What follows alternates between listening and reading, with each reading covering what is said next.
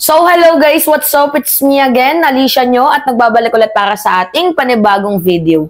So mga minamahal, talagang namang ang aastig gumawa ng kwento ng mga trolls and they are obsessed with Kiko Pangilinan sa pagkain nga daw po sa takip ng kaldero, which is ito yung picture mga minamahal. Yan, na inedit na nila lahat-lahat yung pagkain ni Kiko dito nga po sa takip ng kaldero. Without knowing kung ano nga ba yung naging dahilan, ano nga ba yung background, bakit kumain si Kiko Pangilinan sa takip ng kaldero. Kasi ito, papaliwanag ko lang muna sa inyo mayroong isang vlogger na ang pangalan is Romeo Katakutan.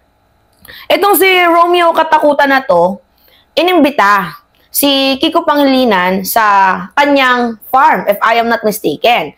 So, if you are a visitor, diba? Siyempre, gusto mo din ma-experience ang kanilang culture. Siyempre, nandoon ka na eh. So, ngayon, merong saging na nakalapag. Yan, parang boodle fight ang mangyayari. Ngayon naman, itong vlogger na ito na si Romeo Katakutan, invite, niyaya si Kiko na gusto mo kumain sa takip ng kaldero. And Kiko Pangilinan, hindi niya naman yun choice. Pero dahil nga inimbita siya, niyaya siya, alangan naman tanggihan niya. Ngayon ang problema, if tinanggihan ni Kiko Pangilinan yung takip ng kaldero, ano yung sasabihin ng mga tao? Napaka-elitista mo naman. 'Di ba? Parang nagsusulong ka para sa kabutihan ng mga farmers, tapos ikaw hindi mo man lang ini-experience or hindi ka man lang nagpapakita as a demonstration na mahal mo yung mga farmers kasi kahit ikaw mismo ayaw mo ma-experience yung kultura ng pagiging isang farmers, yung paghihirap ng isang farmers, 'di ba? So, paano ka ilalagay namin sa posisyon na gusto mo kung ikaw mismo ay parang ala-elitista? So, hindi nyo ba naiisip yun, mga minamahal? Hindi ba nagigets ng mga trolls? 'Di ba? Ng mga trolls na nagpapakalat ng fake news dito kay Kiko Pangilinan. May video ko ipapakita na siya lamang po ay binigyan, in-invite na ito, gusto mo, kumain ka dito sa kaldero. Hindi niya po yun choice, mga minamahal. Ito, ipanood ko sa inyo yung video. Ang hirap kasi ng fake news ngayon, ang bilis talaga kumalat, kaya dapat mapanagot yung mga nagpapakalat ng fake news na yan. Ito. So ito naman, bata kami. Kuha mo muna tayo ng kaldero. Tutugas dito. Tayo ng kaldero. Kaldero. Malit lang po naman. Malit lang. Malit lang. Sige, pwede na rito. Sige, pwede na rito. Baba, mamat na kami. Sige. Kayo. Yan na po. Ayan.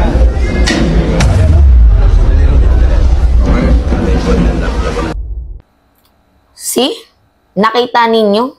Mga minamahal, hindi naman choice in the first place ni Kiko Pangilinan na kumain sa takip ng kaldero. And adds on, meron akong idadagdag. Ito pa mga minamahal. Video to para patunayan sa inyo na ang hilig lang talagang gumawa ng fake news ng kampo ni former President Duterte para iurake ng pagkatao ng mga taong naghahangad lamang ng kabutihan para sa ating bayan na makakatulong sa napakaraming mamamayang Pilipino. Alright. Kalabaw, yan, puro po yan. Puro. Wow. Tsaka lagyan natin ng asin. Asin. Tsaka tuyo, mga ito. Napakasarap nito. Tuyo, gatas ng kalabaw.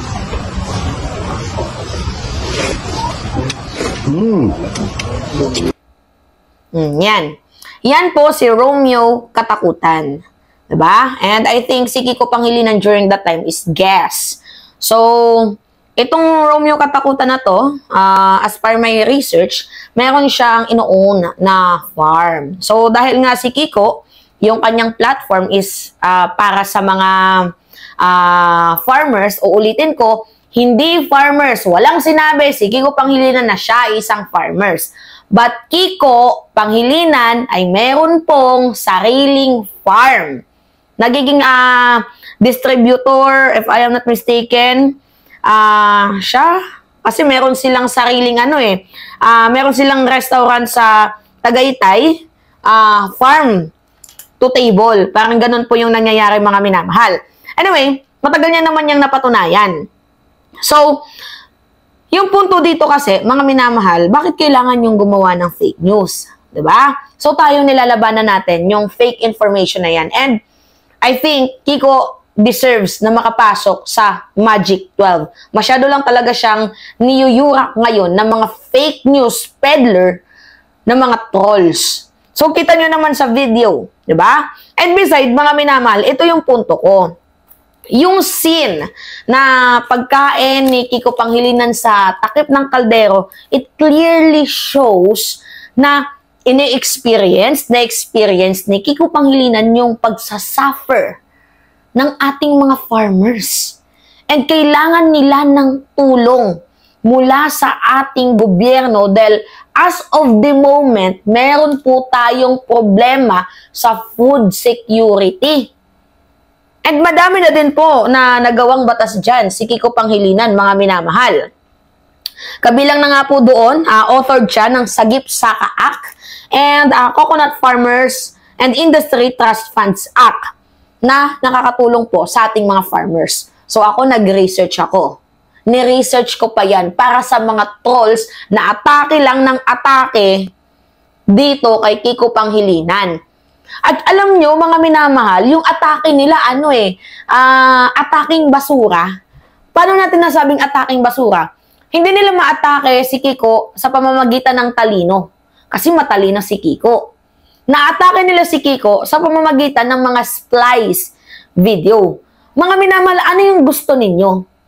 Tanungin ko kayo. Yung ginawa ni Kiko na, nagagalit kayo sa ginawa ni Kiko na kumain sa takip ng kaldero, pero hindi nyo man lang ma-call out itong ginawa.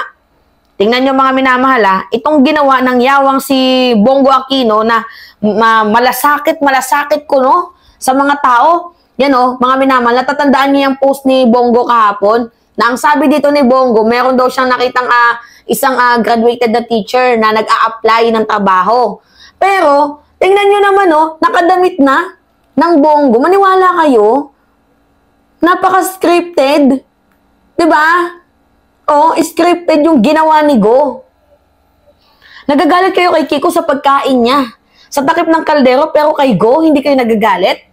Na ginagamit lamang yung mga tauhan niya para mag-akto na parang kala mo, anghel, na kala mo, ang daming nagawa dito sa ating bayan. Abay, wag na lang tayong mag-DSWD. Wag na lang tayong mag-DSWD. Itawag na lang natin yan kay Bongo. Diba mga minamahal? Galit kayo sa pagkain ni Kiko Pangilinan dito sa takip ng kaldero, pero sa mga taong mapagpanggap. Yan si Digong, simpleng handaan lang daw. Pero makikita ninyo, ano to? Diba? Nagigets niyo yung punto, mga minamahal? Grabe, ang bababaw mag-isip ng ng kampo ni former President Duterte, yung kanilang mga trolls. Pero, mga minamahal, nakakahanga doon sa part na nayurak nila yung image ni Kiko Pangilinan sa pamamagitan ng mga splice video. Diba? Pero sa akin, kung ako lang tatanungin, kasi si Mima Alicia ay from Nortehanon.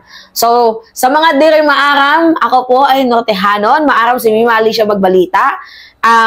Maglata sa Nuwaray. And ako po ay adiya na sa Manila.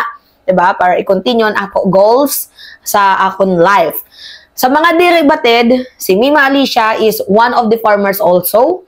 Yung mama ko, isang farmers then before. And we do yung eating sa takip ng kaldero. Bakit? Kasi para hindi na na kami, mga minamahal, hindi na dagdag ng hugasin. At saka beside, baka madumihan din yung plato na dadalhin namin. So, ang ginagawa namin ng mama ko, imagine nyo, yung kaldero, sa isang kaldero, sabay na kaming kumakain. Tapos naghuhugas kami ng kamay sa ilog batis. Kasi pag may taniman ng palay, syempre 'di ba may source ng water din doon. Pero walang dump doon sa amin. Ang ginagawa namin, syempre may tubig doon sa fountain. Doon kami naghuhugas ng kamay. Hindi kami gumagamit ng sabon. Kasi yun yung naging buhay namin nung ako ay 14 years old. Nung na-experience ko yung pagtatanim ng palay. May tinatawag na si Kawalo, Partiyo, kasi si Mima nga, nagtanim si Mima. Tapos yung bayad pa noon, every si Kawalo is 80 pesos. Tapos yung 80 pesos na yan, 5 hours mong pagtatrabahuan. Sobrang sakit sa likod. Na-experience ko yung pagiging farmers. Kasi taga Norte, si Mima Alicia, Nortehano, nagtatanim po kami ng mama ko and hindi ko po kinakahiya yun. So, anyway, mga minamahal, yung ginawa ni Kiko Pangilinan na batas, which is ano nga yung batas na nagawa niya, yung Sagip Saka Act, and yung Coconut Farmers Industry Trust Funds Act, sobrang laki pong naitulong sa mga farmers na katulad namin. So, salamat sa iyo, Mr. Kiko, and I think you deserve mong makapasok sa Magic 12. Ipasok natin si Kiko Pangilinan. Wala pa akong ini-endorso. Simula nung una, 'di ba mga minamahal, yung final ko kasi sabi ko sa inyo, ito pag-isipan natin 'to. Pero ngayon, meron na tayong 3 at kabilang na diyan si Kiko Pangilinan. So, yun po, ingat mga kababayan.